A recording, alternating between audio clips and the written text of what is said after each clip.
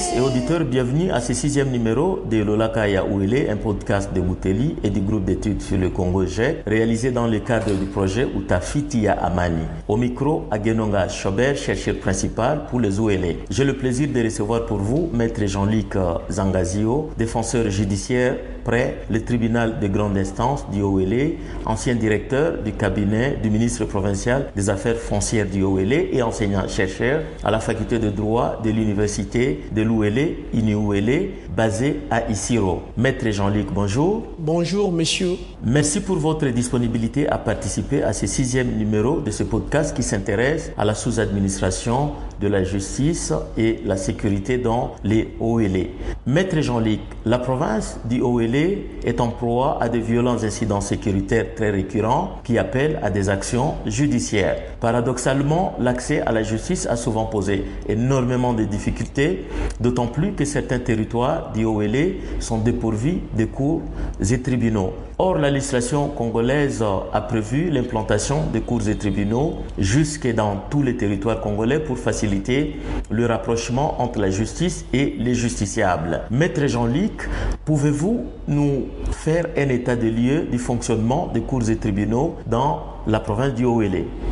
D'abord, ce que nos auditeurs doivent comprendre, c'est que l'appareil judiciaire en général en RDC est pyramidal, c'est-à-dire hiérarchisé. Au niveau provincial, comme dans les camps du Haut-Ouele, nous avons la haute juridiction qui est la cour d'appel. Il y a le tribunal de grande instance et au rez-de-chaussée, il y a les tribunaux de paix. Et dans les Haut-Ouele, nous avons une seule cour d'appel qui vient fraîchement d'être créée après le démembrement administratif. Deuxièmement, nous avons un seul tribunal de grande instance, qui est le tribunal de grande instance du Haut-Ouele, dont le siège est situé à Isiro. Et nous avons deux tribunaux de paix dans deux territoires, dans les territoires de Ouacha et les territoires de Dungu, dont l'un est opérationnel, l'autre n'est pas encore opérationnel. Voilà, sur le plan organique, voilà ce que les auditeurs doivent comprendre par rapport à ce qui concerne l'état des lieux de l'appareil judiciaire dans la province du Haut-Ouele. Sur le plan du personnel judiciaire, la province du Haut-Ouele comprend 23 magistrats de façon générale, avec sa superficie de 89 693 km², les Haut-Ouele, et avec une démographie plus ou moins estimée aujourd'hui à plus de 3 104 247 habitants. La province du Haut-Ouele n'a que 23 magistrats, dont 7 pour la cour d'appel, 4 juges qu'on appelle magistrats assis et 3 procureurs. 7 également au tribunal de grande instance avec le parquet, assez compris le parquet de grande instance où on a 5 magistrats assis, c'est-à-dire des juges et 2 procureurs. Et pour le tribunal de paix, Ouacha en a 6, donc 4 procureurs et 2 juges. Et le tribunal au rez-de-chaussée, à la fin, il y a le tribunal de paix de Dungu, qui n'est pas opérationnel, faute de magistrats, où on a 3 magistrats, 2 procureurs et un juge. Voilà un peu, en grosso modo, c'est que les auditeurs doivent comprendre sur ce qui concerne l'état des lieux du fonctionnement de l'appareil judiciaire dans la province du Haut-Ouele. À votre avis, pourquoi certains territoires du Ouele sont-ils dépourvus des tribunaux de paix et lesquels? C'est-à-dire les causes. Nous les regroupons, il existe plusieurs causes. Ce qui bloque, qui fait que certains territoires ou certaines activités de la province du Haut-Ouele manquent les tribunaux et les personnels judiciaires. Il y a 2 causes. Premièrement, il y a absence ou déficit d'infrastructures de base du secteur de la justice dans la province du Haut-Ouele. Comme je vous ai dit, nous n'avons que 2 tribunaux. Et à ce qui concerne le palais de justice, il n'y a qu'un seul palais de justice. Des tribunaux de paix? Le tribunal de paix, où il y a 2 tribunaux de paix qui sont construits bien évidemment par l'État congolais. À l'époque, par le bien des agences humanitaires, à l'époque c'est Dungu. Et à Ouacha, je pense également, c'était dans le cadre du même projet. Mais ce que l'État possède comme tel, il n'y a qu'un seul palais de justice qui abrite aujourd'hui la cour d'appel à Sossé et aussi le tribunal de grande instance. Alors qu'à l'époque, le palais a été construit juste pour le tribunal de grande instance. Mais aujourd'hui, avec le démembrement technique du secteur de la justice, il y a eu la création de la nouvelle cour d'appel du Haut-Ouele qui abrite dans le même local que le tribunal de grande instance, avec tous ces services. Donc, il y a le parquet général, il y a le parquet de grande instance, il y a la cour, il y a le tribunal de grande instance, il y a les services administratifs y attachés.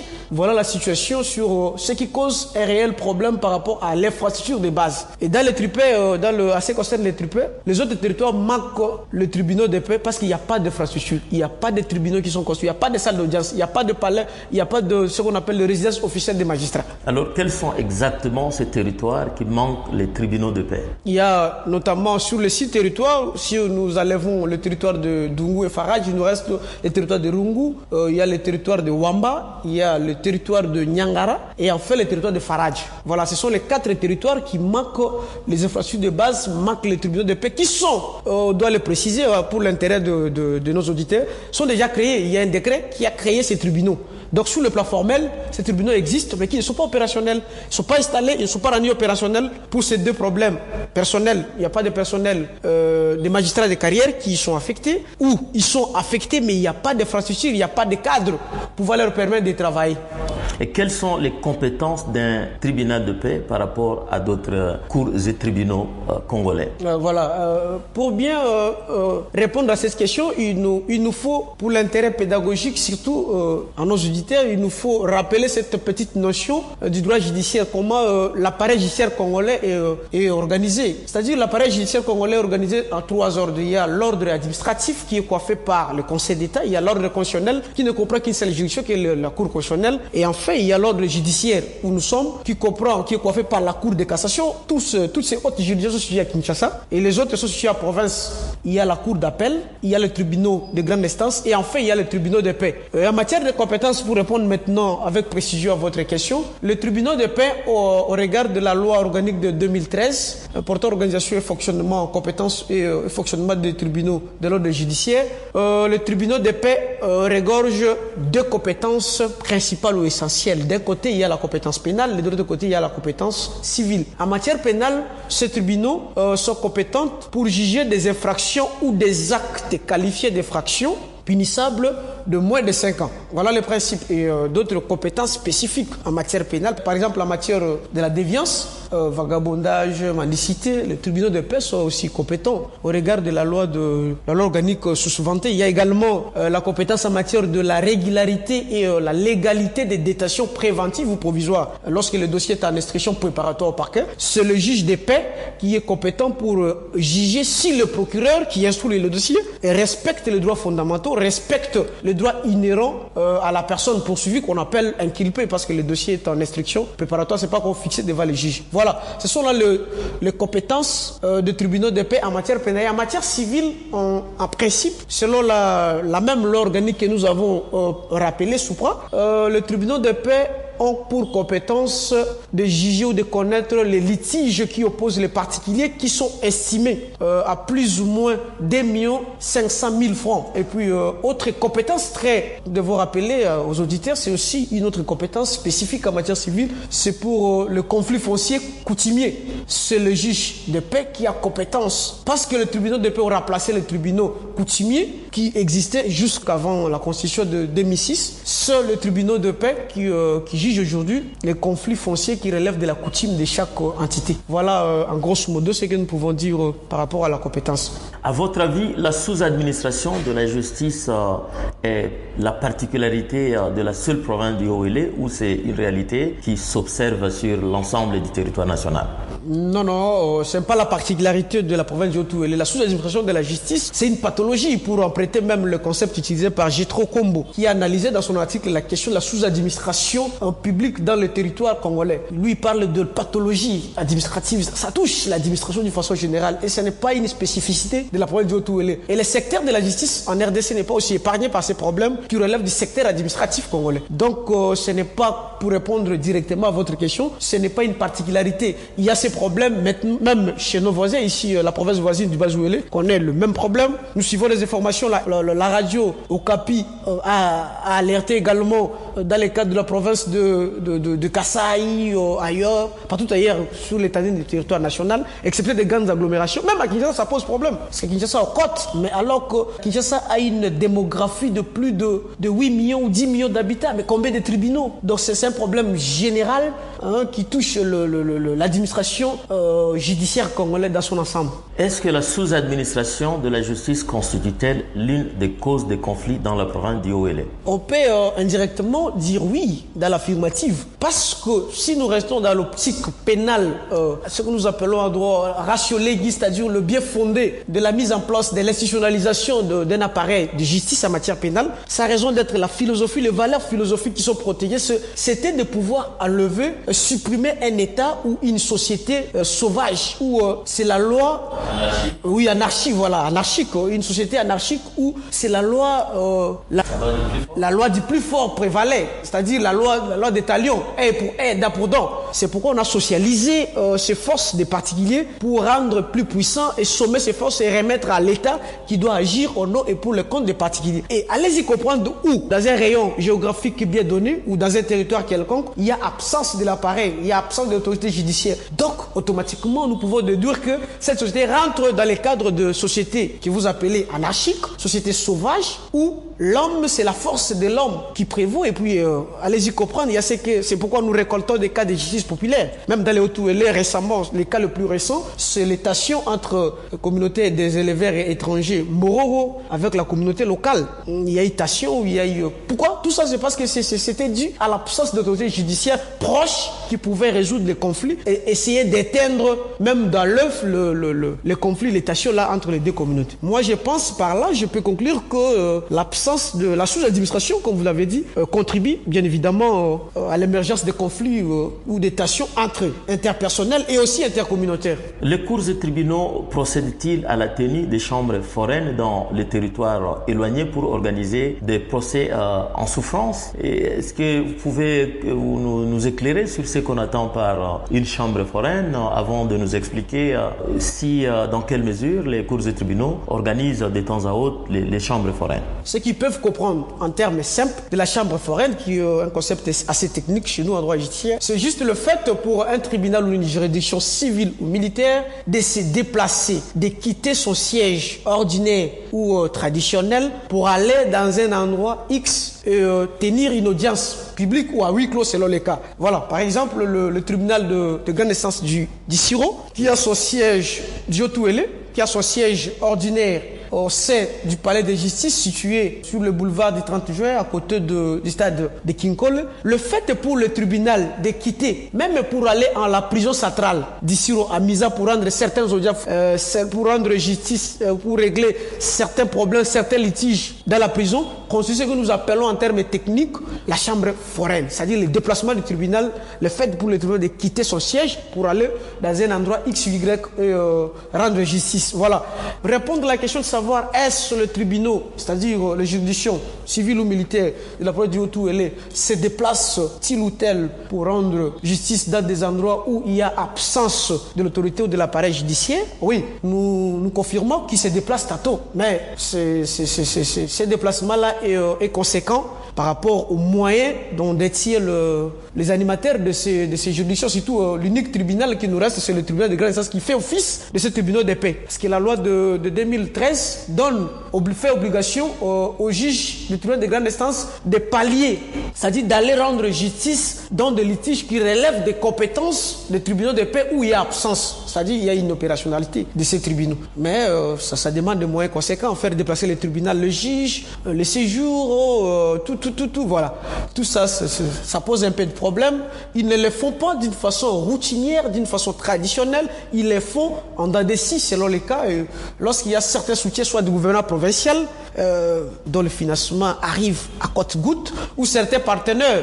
À l'époque, c'est la MONUSCO qui soutenait le juge. Il y avait cette routine-là qui se faisait un peu parce qu'il y avait peut-être de la MONUSCO. Mais depuis que la MONUSCO est partie de Dungu, à l'époque, il n'y a plus rien. Et puis, on le fait comme ça, d'une façon sporadique. Voilà. En votre qualité de défenseur judiciaire, comment le justiciable situé plus à l'intérieur de la province du Haut-Uélé accède-t-il à vos services, c'est-à-dire au service des avocats ou des défenseurs judiciaires? Voilà, comme je vous ai dit, le problème qui se pose, c'est un problème réel que nous avons qualifié même d'une pathologie. C'est-à-dire, ça touche même les auxiliaires de justice qui sont les avocats et défenseurs judiciaires et les autres acteurs dans ce secteur. Pourquoi? Parce que les avocats sont actifs dans des milieux ou des endroits où il y a effectivité de l'appareil judiciaire. Parce qu'il preste. Et là où il n'y en a pas, c'est difficile de voir aussi un avocat installer son cabinet. Et ça pose problème. Même dans la vie d'Isiro, il se pose aussi problème par rapport à l'accès. Parce que nous rentrons maintenant dans le cadre de la justice pour tous, surtout pour les démunis. Dans le cadre de Prodeo, il n'y a pas une organisation même formelle entre l'État congolais et ces cabinets qui sont des privés, qui peuvent soutenir l'État congolais en assistant judiciairement le justiciable démuni. Donc on devrait formaliser, on devrait mettre un fonds pour ça, comme ça se passe sous d'autres sièges, surtout dans le système anglo-saxon, où l'État met un fonds quelconque, c'est forfaitaire, mais à la disposition de corporations de ces auxiliaires de justice, afin de leur permettre de s'organiser et assister d'une façon permanente le démuni, qui doivent avoir accès, parce que c'est un droit fondamental, un droit inhérent à l'être humain, reconnu par la Constitution, mais également par les instruments juridiques internationaux, dûment ratifiés par la RDC qui rentrent dans le cadre de blocs de constitutionnalité et sont reconnus, constituent une norme formelle dans le droit positif congolais. Parmi les justiciables dans les OLE se trouvent les éleveurs nomades Mororo qui, majoritairement, ne parlent ni le lingala, ni le français, ni les langues locales. Pourtant, certains d'entre eux ont été arrêtés par le passé pour des faits divers leur reprochés. Et comment parviennent-ils à défendre leur cause? Est-ce qu'ils ont accès à des procès équitables? Quel est le niveau de confiance dans la justice? Le problème est un peu relatif, et on doit relativiser le problème parce que dans la plupart des cas, le cours des tribunaux civils ou militaires recourt en application de l'article 18 alinéa 2 de la Constitution qui font obligation aux juges de pouvoir rendre justice, instruire les dossiers dans les langues de justiciables. Les langues justiciables comprennent. Par cocher, le juge font recours au service des interprètes. Ils commettent des interprètes d'habitude. Mais il se pose aussi un problème de fiabilité de la traduction. Parce que parfois, nous avons assisté, par exemple dans les cas de Mororo à l'époque, où moi personnellement, j'ai été l'un des conseils du collectif de Simororo, mais il se posait un problème de la traduction, parce qu'il relève de la communauté arabe ou musulmane d'une façon générale, et il parle arabe. On a commis à l'époque, le juge du tribunal militaire de garnison de Diotouélé avait commis un musulman de la mosquée d'Issiro pour pouvoir aider à traduire les déclarations de ces justiciables, mais il se posait un problème lorsque le traducteur présentait les faits au tribunal et nous, aux avocats, vous sentez même le justiciable, le prévenu, secouer la tête pour dire non, tout ce qu'il dit là, ça ne rentre pas dans le cadre de ce qu'il a dit. Donc il se pose réellement un problème de fiabilité et cela impacte directement sur la situation. Mais le prévenu dans une situation inconfortable face à son adversaire, bien évidemment, à l'autre partie qui est le procureur. Et voilà, on assiste à des condamnations parfois, voilà. Dans les conditions où l'accès à la justice est très difficile aux habitants des zones reculées dans le OLE, quelles en sont les conséquences sur la sécurité dans cette province? Comme vous le savez très bien, la justice, le secteur de la justice fait partie des secteurs clés qui contribuent à la sécurité d'une communauté. Parce que le rôle même de la justice, on rend justice tant en matière privée qu'en matière pénale, c'est pour assurer la tranquillité publique. Une fois que, allez-y déduire, une fois qu'il y a absence de l'autorité judiciaire dans une contrée X ou Y, automatiquement, il y a insécurité, on assiste à l'insécurité. Tel est le cas, je vous ai dit tantôt, l'exemple de Mororo. Il y a insécurité dans ces territoires. Peu importe, il y a l'administratif, il y a l'administrateur, voulais-je dire, de territoire, il y a des autorités qui sont là. Mais ils sont limités parce qu'en droit administratif, nous sommes, on le dit nous en droit, c'est d'attribution, la compétence d'attribution. Il y a certaines compétences que ces gens-là ne peuvent pas poser. On peut avoir un chef coutumier, on peut avoir un administrateur de territoire. Mais lorsqu'il y a absence de juge, il y a absence de procureur, ils ne peuvent pas se substituer au procureur, ils ne peuvent pas se substituer au juge. Et voilà, cette absence-là engendre l'augmentation de la criminalité dans les milieux, l'augmentation des tensions interpersonnelles, intercommunautaires, et qui entraîne des conflits, des tensions, des morts d'hommes, voilà. C'est-à-dire cette absence-là, cette sous-administration contribue bien évidemment dans les conflits, dans les milieux où il y a absence d'autorité judiciaire. Pour améliorer l'accès des justiciables aux cours et tribunaux dans les OLE, que pourriez-vous préconiser? Voilà, le piste de solution à ces fléaux, à ces problèmes, se situe à deux niveaux. Il y a au niveau politique, du point de vue politique, il faut que le gouvernement congolais, avec ses partenaires ou les bailleurs de fonds traditionnels ayant commencé la réforme en 2004, poursuive cette réforme pour permettre à l'appareil judiciaire congolais d'être doté des infrastructures de base à tous les niveaux Parce que l'État congolais, le pays doit avoir plus ou moins, nous avons tenté de faire les statistiques, le pays doit avoir plus ou moins 526 tribunaux de paix à travers le pays. 526. C'est seulement les tribunaux de paix, selon l'obligation de la loi organique de 2013. Et en ce qui concerne les juges, le magistrat, parquet comme animateur de ces tribunaux de paix, d'abord pour les tribunaux de paix seulement, il nous faut une affaire de 7000 quelques de magistrats. Alors que sur le plan national, le pays ne dispose que plus ou moins 3000 ou 4000 quelques magistrats qui sont actifs et qui sont répartis d'une façon inégale, déséquilibrée. Voilà, il faut une réforme profonde, continuer cette réforme. Et nous félicitons, nous en profitons pour féliciter le gouvernement congolais avec la nouvelle procédure qui est en cours du recrutement, le plus récent du recrutement. On doit continuer ce lot, 2500, il faut encore rajouter, il faut parce que le pays a vraiment besoin de magistrats et rajeunir ce secteur. Du côté administratif, nous interpellons l'organe technique de la gestion du personnel judiciaire congolais, qui est le Conseil supérieur de la magistrature, de pouvoir renforcer les mécanismes des sanctions disciplinaires à l'égard des magistrats qui, pour des raisons parfois inavouées, personnelles, non connues par tous, refusent ou boycottent les affectations. On l'affecte parfois, par exemple dans la ville d'Isiro, où il y a les minimums. Parce que le problème est général, le pays, nous sommes un pays post-conflit. Nous devons savoir comme tel, il y a déficit criant d'infrastructures. Mais il y a quand même les minimums. Par exemple, dans la ville d'Isiro, allez-y comprendre, un magistrat, on affecte des magistrats au nombre et on affecte des magistrats à Isiro. Seulement sur les 10, 4 peuvent aller et 6 rentrent à Kinshasa. Allez-y comprendre pourquoi. Où il y a le minimum, on ne dit pas le tout. On ne peut pas comparer Isiro avec Kinshasa, avec des anciennes métropoles, Kinshasa ou Kisangani, des anciennes villes, ou Goma. Non. Mais le minimum est là, il y a école. Il y a palais de justice, il y a tout. Donc là, ça saute aux yeux que c'est un problème personnel de magistrat et ça touche à leur déontologie. Et l'organe qui est chargé de faire respecter la déontologie des magistrats, ce n'est que le Conseil supérieur de la magistrature qui doit renforcer, éviter le clientélisme et le népotisme et renforcer les sanctions. Sanctionner ceux qui boycottent réellement, où il n'y a pas de problème où les minimums sont là, les infractions peuvent être là, mais les magistrats boycottent l'affectation. On doit les sanctionner conformément aux règles déontologiques de leur corporation. Merci beaucoup, maître Jean-Luc Zangazio, de nous avoir expliqué les conséquences de la sous-administration de la justice sur la paix et la cohésion sociale dans les OLA. Je rappelle que vous êtes défenseur judiciaire près le tribunal de grande instance du OLA, ancien directeur de cabinet du ministre provincial des affaires foncières du OLA et enseignant-chercheur à la faculté de droit de l'université de l'OLA, INI-OLA à Isiro. Et c'est la fin de ce 6e numéro de Lolakaya OLA, un podcast présenté par Agenonga Chobert dans le cadre du projet Uta Fitia Amani de Bouteli et de groupe d'études sur le Congo, GEC. Auditrices et auditeurs, merci de l'avoir suivi. Je vous retrouve bientôt pour le prochain numéro de Lolakaya OLA.